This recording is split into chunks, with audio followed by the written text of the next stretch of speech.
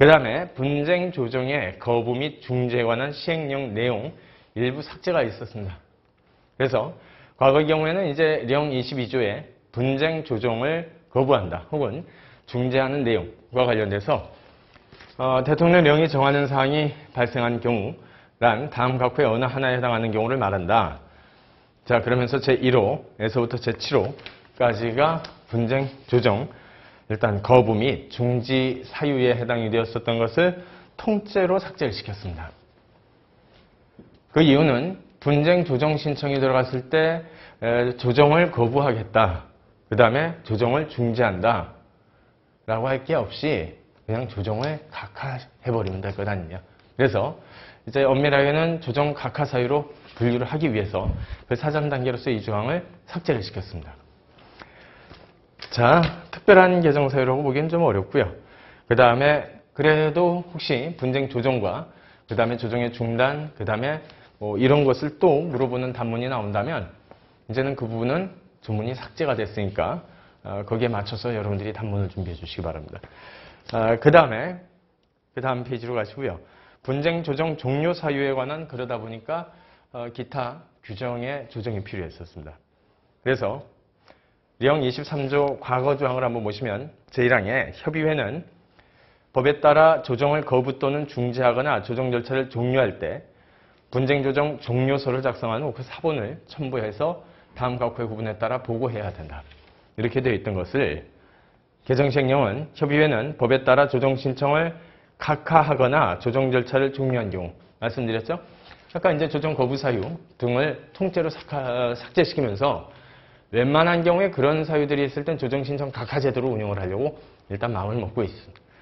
자, 그러다 보니까 이어지는 후속 일단 이제 규정 개정이 있을 수밖에 없었고요. 자, 그 다음에 뭐 가맹거래사 시험 공고 방법 뭐 이제 그렇게 크게 중요한 조항은 아니겠죠.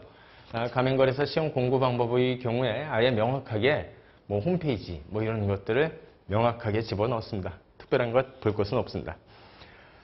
그 다음에 또 이제 중요하죠. 정보공개서니까. 자, 정보공개서에 기재해야 될 사항 추가 부분이 있었습니다.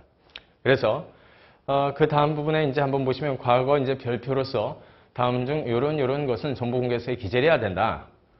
라고 그렇게 되어 있었던 것이 우측 부분으로 한번 보십시오. 줄침 부분이요. 자, 정보공개서의 기재사항 중에 가맹본부의 가맹사업 현황에 관한 작년 사업연도 말, 즉 직전 사업연도 말 현재 가맹점 사업자의 평균 영업기간은 언제인지를 또 공개서에 기재하도록 추가적으로 요구했고, 그래서 그 가맹본부와 가맹계약을 체결한 분들이 몇 년 정도 같이 사업을 하시는지, 보통 짧으면 짧을수록 본부가 좀 이상한 짓을 많이 하고 있다. 그러니까 좀 까다롭겠구나. 이것을 미리 예상할 수 있게 만들어준 겁니다.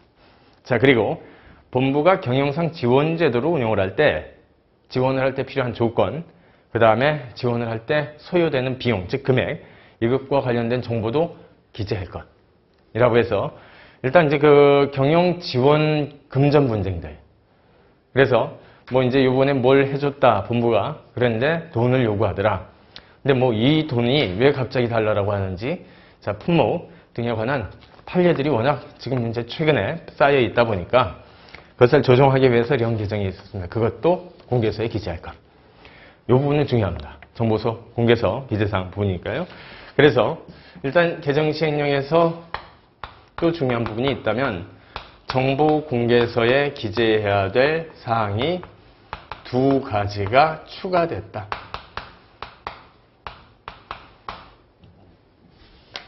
그래서 올해의 경우에 또 유력한 시험 문제는 정보 공개서 기재사항 이것을 한번 다 써보십시오 라고 하는 단문이 출제가 될 수 있습니다. 자, 그 다음엔 또 역시 별표 개정이 있었는데 불공정 거래 행위 유형 중 부당한 계약 갱신 거절. 자, 우리가 이제 그 불공정 거래 행위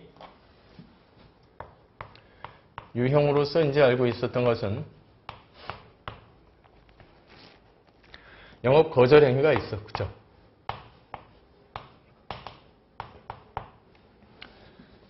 자, 그 다음에 부당한 구속이 있었고, 그 다음에 지위남용이 있었죠. 그 다음에 손해배상금의 과다 부당한 것, 기타 그에 준하는 것, 이렇게 5가지로 크게 대별을 할 수 있었는데, 이러한 영업 거절 행위,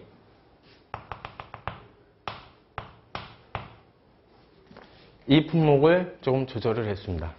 자, 그래서 일단 이제 그 중에 갱신거절 유형이 있었는데, 부당한 갱신거절 사유가 더 구체적으로 무엇이 있는지가 쓰여져 있는 별표에 추가 개정이 있었습니다. 그래서 부당한 계약 갱신 거절이란 다음과 같은 유형들이 주로 많이 있더라.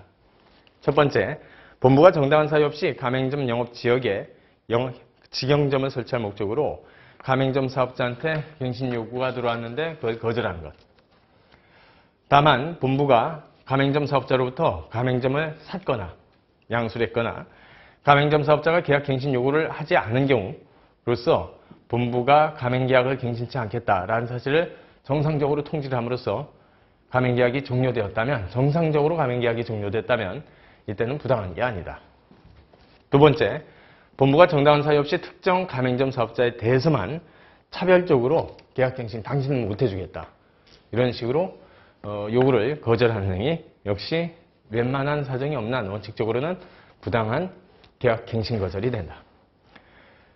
자, 그 다음에 세 번째, 가맹본부 요구에 따른 점포 환경 개선비 중 가맹점 사업자가 부담한 금액, 그 다음에 환경 개선 후 가맹점 영업 기간, 해당 기간 동안의 가맹점 수익 상황 등에 비추어 가맹점 사업자가 점포 환경 개선 비용을 회수할 수 있는 충분한 기간이 아직 지나지 않았음에도 정당한 사유 없이 갱신 안 하겠다. 그 말은 이번에 인테리 공사 싹 했는데, 그런데 계약 기간이 만료됐는데, 그런데 그 인테리 공사를 하면서 가맹점 사업자께서 인테리 공사를 왜 했을까요? 지금 계약 기간 얼마 안 남았는데 웬만해선 갱신 되겠지라고 생각을 하고 인테리 공사를 했었다. 그런데 특별한 사유도 없이, 즉 정당한 사유도 없이 본부 측에서 계약 갱신을 거절해버리더라. 그러려면 인테리 공사 괜히 했죠. 자, 바로 그때를 말하는 겁니다. 그때 점포 환경 개선 비용 이야기가 나오지만, 혹시 만약에 이런 유형의 일단 사례형 형태가 문제가 나온다면 여러분들은 이제 더 구체화됐다라고 했었죠. 점포 환경 개선비 들어갔다. 한마디로 공사했다. 그런데 기간이 종료됐다. 그런데 본부가 갱신을 안 해주고 있더라. 이런 형태의 사례 문제가 나오면 점포 환경 개선 비용과 관련된 우리가 알고 있는 이제 규정이 있었죠.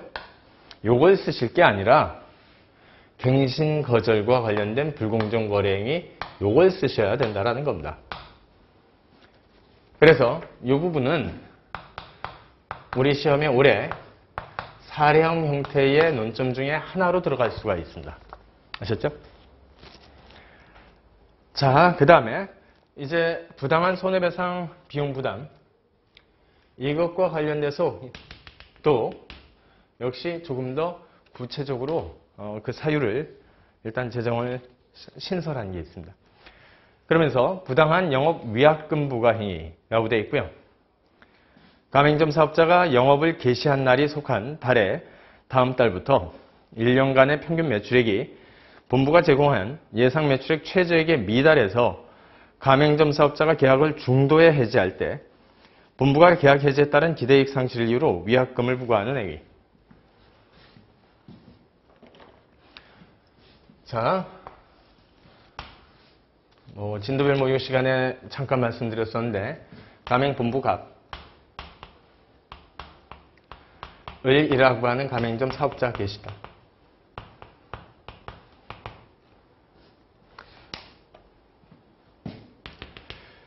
그래서 을이라고 하는 이제 이 사장님은 사업을 진행을 하시다가 웬만큼 잘 될 줄 알았는데, 특별하게 본부가 잘못한 것은 없고요. 그 다음에 사업자도 운영에 있어서 그렇게 잘못한 것은 없는데, 경기가 침체되다 보니까 자꾸 매출이 줄더라. 그러다 보니까 을이라는 사업자는 더 이상 이 가맹 점포 계속 운영할 수 없게 돼서 중간에 그만두고 싶습니다. 즉 중도 해지를 하고 싶습니다. 할 수 있습니까? 네, 할 수 있죠.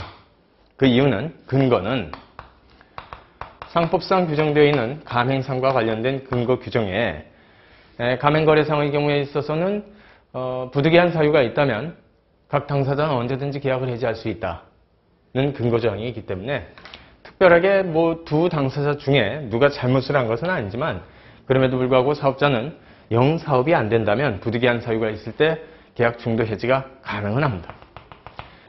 문제는 어찌됐건 해지를 한 사람은 사업자지요. 그러니까 본부는 중도 해지를 하자 중간에 계약을 해지하는 것은 상관없지만 미리 이제 이런 때를 대비해 가지고 손해배상금 같은 것을 미리 위약금 형태로서 약정을 해놨겠죠.